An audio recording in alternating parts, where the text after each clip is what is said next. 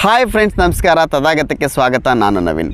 Title ಮತ್ತು thumbnail ನೋಡಿ ನಿಮಗೆ ಗೊತ್ತೇ ಆಗಿರುತ್ತೆ ನಾವು ಯಾರ ಬಗ್ಗೆ ಮಾತಾಡ್ತಾ ಇದ್ದೀವಿ ಅಂತೇಳಿ. ಬಟ್ ಇವರ ಲೈಫ್ ಸ್ಟೋರಿ ಬಗ್ಗೆ ನಾವು ಮಾತಾಡ್ತಾ ಇಲ್ಲ. ನಾವಿವತ್ತು ಅನುಶ್ರೀ ಆ್ಯಂಕರ್ ಯೂಟ್ಯೂಬ್ ಚಾನಲ್ ಬಗ್ಗೆ ಇವತ್ತು ಚರ್ಚೆ ಮಾಡ್ತಾ ಇದ್ದೀವಿ. ಅವರ ಚಾನಲಲ್ಲಿರೋ ಇಂಟರ್ವ್ಯೂಸ್ ಇದೆಯಲ್ಲ, ಬೇರೆ ಬೇರೆ ಸಿನಿಮಾ ರಂಗದವ್ರನ್ನ ಕರ್ಕೊಂಬಂದು ಇಂಟರ್ವ್ಯೂ ಮಾಡ್ತಾರೆ.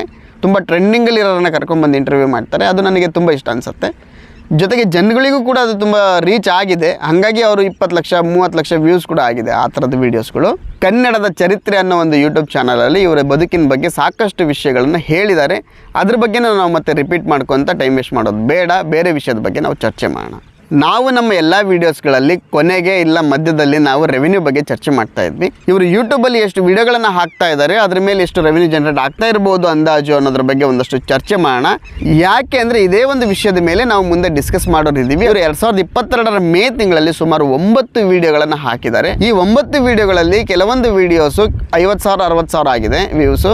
ಇನ್ನೂ ಕೆಲವೊಂದು ವೀಡಿಯೋ ಸುಮಾರು 2 ಲಕ್ಷ 1.5 ಲಕ್ಷ 2 ಲಕ್ಷ ಆಗಿದೆ. ಒಂದು ವೀಡಿಯೋ ಮಾತ್ರ 23 ಲಕ್ಷ ವ್ಯೂಸ್ ಆಗಿದೆ.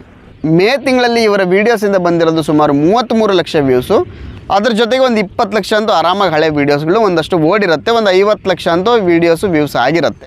ಇವರ ವ್ಯೂಸನ್ನು ನಾವು 4,300 ವ್ಯೂಸಿಂದ $1 ಆಗುತ್ತೆ ಅಂತ ನಾವು ಕನ್ಸಿಡರ್ ಮಾಡೋಣ. ಯಾಕೆ ಅಂದರೆ ಎಂಟರ್ಟೈನ್ಮೆಂಟ್ ಚಾನಲಿಗೆ ಸ್ವಲ್ಪ ರೆವೆನ್ಯೂ ಕಮ್ಮಿ ಅಂತ ನಾವು ಕೇಳಿದ್ದೀವಿ. ಅದಕ್ಕೋಸ್ಕರ 4,300 ವ್ಯೂಸಿಗೆ $1 ಆಗುತ್ತೆ ಅಂತ ನಾವು ಒಂದಷ್ಟು ಲೆಕ್ಕ ಹಾಕೋಣ. 50 ಲಕ್ಷ ವ್ಯೂಸನ್ನು 4,300 ವ್ಯೂಸಿಂದ ನಾವು ಡಿವೈಡ್ ಮಾಡಿದರೆ $1,160 ಆಗುತ್ತೆ ಹೆಚ್ಚು ಕಮ್ಮಿ. ಈ $1,160 ನಾವು ಇಂಡಿಯನ್ ರುಪೀಸಲ್ಲಿ ನಾವು 75 ಅಂತ ಏನು ಆವ್ರೇಜ್ ಹಾಕಿ ನಾವು ಕಂಡುಹಿಡಿತೀವಲ್ವ, ಆವ್ರೇಜಲ್ಲಿ ನಾವು 75 ರೂಪಾಯಿ ಅಂತ ಹಾಕ್ಕೊಂಡು ನಾವು ಮಾಡಿದರೆ ಸುಮಾರು 85,000 to 90,000 ಅವರಿಗೆ ರೆವೆನ್ಯೂ ಜನರೇಟ್ ಆಗುತ್ತೆ ಯೂಟ್ಯೂಬ್ ಆ್ಯಡ್ಸೆನ್ಸಿಂದ. ಸಾಮಾನ್ಯ ಜನರಿಗೆ ತುಂಬ ದೊಡ್ಡ ಅಮೌಂಟ್ ಇದು. ಬಟ್ ಅನುಶ್ರೀ ಅವರಿಗೆ ಅಷ್ಟು ದೊಡ್ಡ ಅಮೌಂಟ್ ಏನಲ್ಲ ಅನ್ಕೋತೀನಿ. ಸದ್ಯದ ಮಟ್ಟಿಗೆ ಕನ್ನಡದಲ್ಲಿರೋ ದೊಡ್ಡ ನಿರೂಪಕಿಯವರು. ಹಾಗಾಗಿ ಈ ಒಂದು 80,000 85,000 ತುಂಬ ದೊಡ್ಡ ಅಮೌಂಟ್ ಅಲ್ಲದೆ ಇರ್ಬೋದು ಅವರಿಗೆ. ಆದರೂ ಕೂಡ ಅವರು ಇದನ್ನು ಯಾಕೆ ಮಾಡ್ತಾ ಇದ್ದಾರೆ ನೋಡಿ. ಪ್ರತಿಯೊಂದು ಕ್ಷೇತ್ರದಲ್ಲಿ ನಮಗೊಂದು ಏಜ್ ಅಂತ ಆಗುತ್ತೆ, ನಮಗೊಂದು ರಿಟೈರ್ಮೆಂಟ್ ಅಂತ ಇರ್ತದೆ. ನಮಗಿಂತ ಚೆನ್ನಾಗಿ ಮಾಡೋರು ಬಂದಿರ್ತಾರೆ, ಅದು ಕಾಮನ್. ಅದು ಇವತ್ತು ಯಾವುದೇ ಕ್ಷೇತ್ರದಲ್ಲಿ ತುಂಬ ಟಾಪಲ್ಲಿರ್ಬೋದು, ಬಟ್ ನಾಳೆ ದಿನ ನಾವು ಅಲ್ಲೇ ಇರ್ತೀವಿ, ಅದೇ ಜಾಗದಲ್ಲಿ ಇರ್ತೀವಿ ಅನ್ನೋದೆಲ್ಲ ಸುಳ್ಳದು. ನನಗನ್ಸುತ್ತೆ ಅನುಶ್ರೀ ಅವರು ಕೂಡ ತಮ್ಮ ಮುಂದಿನ ಭವಿಷ್ಯವನ್ನು ಯೋಚನೆ ಮಾಡಿಕೊಂಡು ಇದನ್ನು ಮಾಡಿದ್ದಾರೆ ಅಂತ ನನಗನ್ಸುತ್ತೆ. ನಾವು ಕೂಡ ಆ ಥರದ್ದೇ ಪ್ಲ್ಯಾನ್ಗಳನ್ನು ನಾವು ಮಾಡ್ಕೋಬೇಕಾಗ್ತದೆ. ಒಂದಷ್ಟು ವರ್ಷ ಕಳೀತಾ ಇದ್ದಂಗ್ಲೇ ಸಿನಿಮಾ ಇಂಡಸ್ಟ್ರಿನಲ್ಲಿ ಅಥವಾ ಮೀಡಿಯಾದವರಿಗೆ ಹೊಸ ಹೊಸ ಮುಖಗಳು ಬೇಕು ಅಂತ ಅನ್ನಿಸ್ತಾ ಇರುತ್ತೆ. ಅದು ಕಾಮನ್ನು. ಒಂದಲ್ಲ ಒಂದಿನ ನಾವು ರಿಟೈರ್ಮೆಂಟ್ ಆಗಲೇಬೇಕಲ್ವ. ಅಂಥ ಸಂದರ್ಭದಲ್ಲಿ ಬ್ಯಾಕಪ್ ಇರಬೇಕು ನಮಗೆ. ಅನುಶ್ರೀ ಅವ್ರನ್ನ ಮಾಡ್ತಾ ಇರೋದು ಕೂಡ ಅದನ್ನೇ ಅಂತ ನಾನು ಅಂದ್ಕೊಂಡಿದ್ದೀನಿ. ನಾವು ಸೀದಾ ಹೊರಗಡೆ ಬಂದ ಮೇಲೆ ಖಾಲಿ ಕೈಯಲ್ಲಿ ಕೂತ್ಕೊಂಡು ನಾವು ಯೋಚನೆ ಮಾಡೋದಲ್ಲ. ನಮ್ಮಲ್ಲಿ ಏನಾದರೂ ಇದೆ ಅಂತಂದಾಗಲೇ ನಾವು ಇನ್ನೊಂದ್ರ ಬಗ್ಗೆ ಯೋಚನೆ ಮಾಡಿರಬೇಕು. ನಮ್ದು ಈ ಕೆಲಸ ಚೆನ್ನಾಗಿ ನಡೀತಾ ಇದೆಯಪ್ಪ ಅಂತಂದರೆ ಇನ್ನೊಂದು ಕೆಲಸದ ಬಗ್ಗೆ ನಾವು ಯೋಚನೆ ಮಾಡಿರಬೇಕು.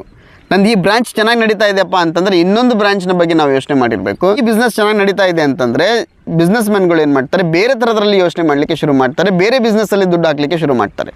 ಅದೇ ಥರದ್ರಲ್ಲಿ ನಮ್ಮ ಪ್ಲ್ಯಾನ್ ಪ್ರಕಾರ ಒಂದು ಕೆಲಸ ನಡೀತಾ ಇದೆ ಅಂತಂದಾಗ ಅದರಲ್ಲಿ ನಾವು ತೃಪ್ತಿ ಆಗದೇನೆ ಇನ್ನೊಂದು ಪ್ಲ್ಯಾನ್ ಬಿ ಅನ್ನು ನಾವು ಮಾಡ್ಕೊಂಡಿರಬೇಕು. ಇದು ನಮಗೆ ತಕ್ಷಣಕ್ಕೆ ಕೈ ಕೊಟ್ಟಾಗ ಅದು ನಮಗೆ ಸಪೋರ್ಟಿವ್ ಆಗಿ ನಿಲ್ಲುತ್ತೆ. ನೋಡಿ, ಇಲ್ಲಿ ಏನು ಬೇಕಾದರೂ ಆಗ್ಬೋದು. ಇಲ್ಲಿ ಯಾವುದೂ ಶಾಶ್ವತ ಅಲ್ಲ.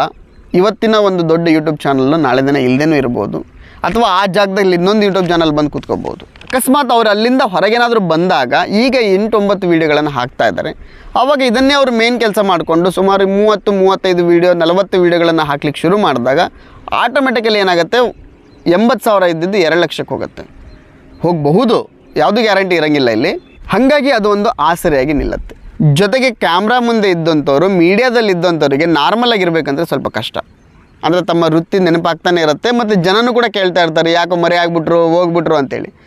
ಹಾಗಿದ್ದಾಗ ಈ ಒಂದು ಯೂಟ್ಯೂಬ್ ಚಾನಲ್ ಅವ್ರು ಮಾಡ್ಕೊಂಡಿರೋದ್ರಿಂದ ತಮ್ಮದೇ ಒಂದು ಫೀಲ್ಡಲ್ಲಿ ಇರ್ಬೋದು. ಇದರಲ್ಲಿ ಅವರಿಗೆ ಅಬ್ಜೆಕ್ಷನ್ಸ್ ಇರೋದಿಲ್ಲ.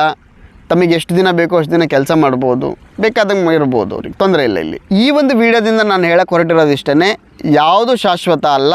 ಯಾವುದಾದ್ರೂ ಒಂದು ಚೆನ್ನಾಗಿ ನಡೀತಾ ಇದೆ ಅಂತಂದರೆ ಅದಕ್ಕೆ ತಕ್ಕಂತೆ ನಾವು ಇನ್ನೊಂದನ್ನು ಪ್ಲ್ಯಾನ್ ಮಾಡ್ಕೊಂಡಿರಬೇಕು. ಅದಕ್ಕೆ ಪ್ಲ್ಯಾನ್ ಬಿ ರೆಡಿಯಾಗಿರಬೇಕು.